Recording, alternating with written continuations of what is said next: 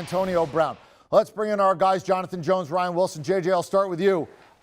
Is this the last time we're going to see Antonio Brown in any NFL uniform? Because we know it's the last time he's going to be in a Tampa Bay Buccaneer uniform. Yeah, I mean, maybe. You'd have to think that this is it. You can't go quit on a team. Of course, you can't do a number of the things that Antonio Brown has done over his career and expect to make it to another NFL team. But his talent is so immense, it's so rare that, yeah, he's been able to get other chances. This was, you would have to believe, his last chance. In fact, it was his last of his last chance. There with Tampa Bay, the only reason he was in Tampa Bay to begin with is because Tom Brady wanted him there, had sort of created this cocoon of a nest for Antonio Brown. And then, of course, the fake vaccination card. Something that carries with it a potential federal crime. That was a 3-game suspension from the NFL, and then he was able to return to the Tampa Bay Buccaneers because, frankly, the Buccaneers needed him on the football field, especially after Chris Godwin tore his ACL. But he has embarrassed the Buccaneers yet again, and so Bruce Arians says that he is no longer a Buccaneer. Now, I would caution you.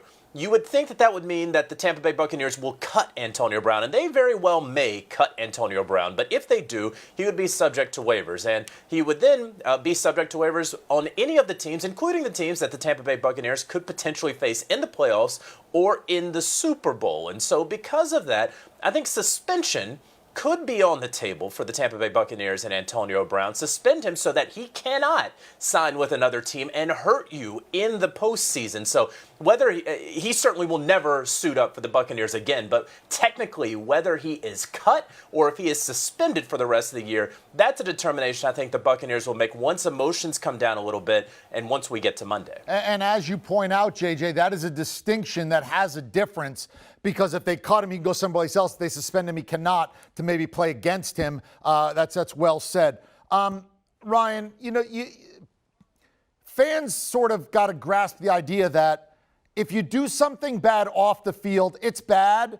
But a team may say, if you can help us on the field, we'll look the other way. When you do something that hurts the team during the game, that is almost considered worse in some ways for the team. It's the classic Pete Rose, right? Guys did things that were far worse, and they're in the Hall of Fame. But once you start messing with the game, we see it differently. This is him quitting on the team in the middle of the third quarter with them down 2 touchdowns.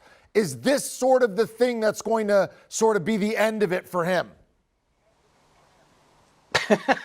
I'm laughing, EK, because there's always been, is this the last straw for Antonio Brown? You can go back to his time, that short time with the Patriots when he got in trouble off the field and was suspended for the entire year. Prior to that, the Raiders and all the things he did there, arriving in the hot air balloon, freezing his feet off, complaining about his helmet, basically getting himself traded out of the Raiders at the time. That's prior to that. That's my point, Ryan. No, all that stuff's bad. And I'm not saying, and again, to a fan, you go, well, that's worse. Well, that's worse. But none of that stuff actually affected the team on a Sunday where in the middle of the game he's quitting on his team. You know what I mean? Do you see a distinction here that for athletics and for a pro football team, this is worse because this actually could have cost them a win on a Sunday? No, I understand what you're saying. I'm just laying out the history with Antonio Brown. Yes, I get it. It was off the field. Most of the other transgressions. Yes, this was on the field. But I think fans are well aware of who Antonio Brown is, and they were holding their nose collectively to put up with Antonio Brown, his antics off field or on the field, because of what he brings when he's between the white lines. And I think fans knew what they were getting. Bruce Arians knew what he was getting. He had to sort of explain himself out of a corner last week when he explained why he was keeping Antonio Brown. And the reality was, hey, they had no one else. And that's why Tom Brady went to bat, as JJ noted, for Antonio Brown. And I would imagine when the dust settles, Antonio Brown will find ways to blame other people. But don't misunderstand. Don't get it twisted. This is all about Antonio Brown's actions, this time on the field in the middle of a game that they were trying to win. Vontae Davis retired in the middle of a game a few years ago. His heart wasn't in it, and you weren't angry with him after the fact, and he explained himself. This is nothing new with Antonio Brown. It's just a different venue in which he's made himself look to be foolish in front of the football watching world. And obviously, this costs him in a lot of ways.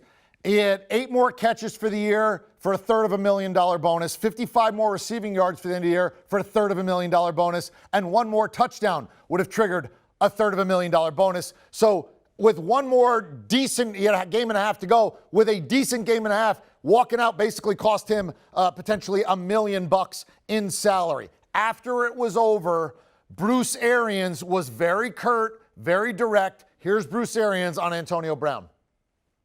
What happened to Antonio Brown? Did he quit? I've never seen a guy leave a field like that. And is this the last strike for him? He is no longer a Buc. All right, that's the end of the story. Let's talk about the guys that went out there and won the game. Hey, Coach, I know you want to talk about the victory, and he is no longer part of the team, but what ultimately led to the decision for you? I'm not talking about him. He's not a part of the Bucs. All right, so if this is the end, Ryan, I'll go to you first.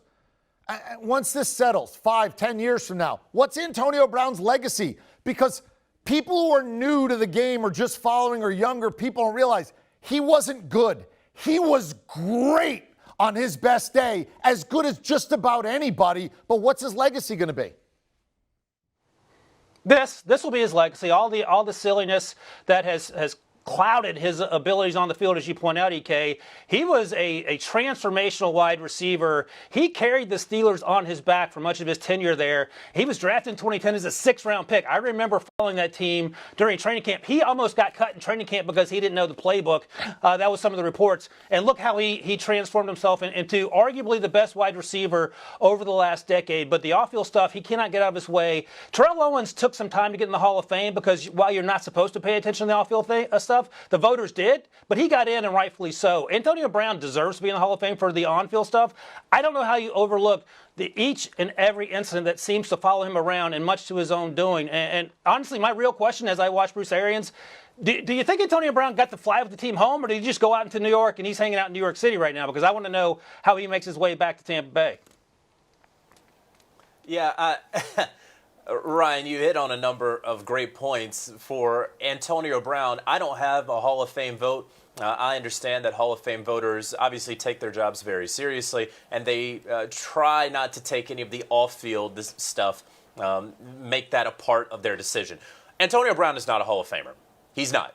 What his exploits on the football field between the white lines, absolutely. But you can't act this way. You cannot behave this way and be immortalized forever, enshrined forever. All the stuff that everybody in Canton and the Pro Football Hall of Fame, they love talking about, how you're an icon of the game and these halls will echo your name forever. What are you going to talk about with Antonio Brown in his final 3-4 years in the NFL? You're going to talk about how he quit on the Steelers because Juju Smith-Schuster got team MVP over him. You're going to talk about how he Facebook Lived Mike Tomlin's post-game speech when that never happens. You're going to talk about everything that happened with the Raiders and how he didn't even want to play for the team or practice because he didn't have the right helmet. We're going to talk about how he literally just quit on his team, a team in pursuit of a consecutive Super Bowl when he's been given every chance available, or when he lied about being vaccinated during a global pandemic. You have to, it's a mosaic. You have to consider all of these things. And I know that we're not necessarily having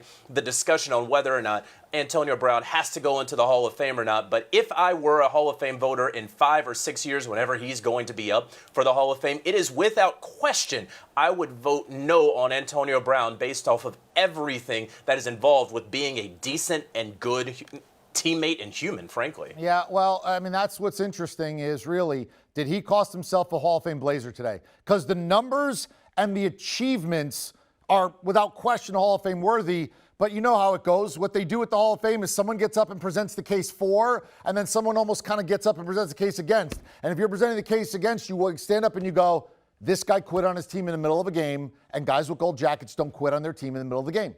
And that's all you do. And then you sit down and you take the vote. We'll find out. It's going to be interesting, but it looks like maybe the end of the line for Antonio Brown, who is no longer a Buc after he took his pads off and walked out in the middle of the third quarter against the Jets. Well done, gentlemen. Do you want a sports network that delivers everything that matters about the game? The highlights, the picks, the instant analysis, no yelling, no fake debates, no politics.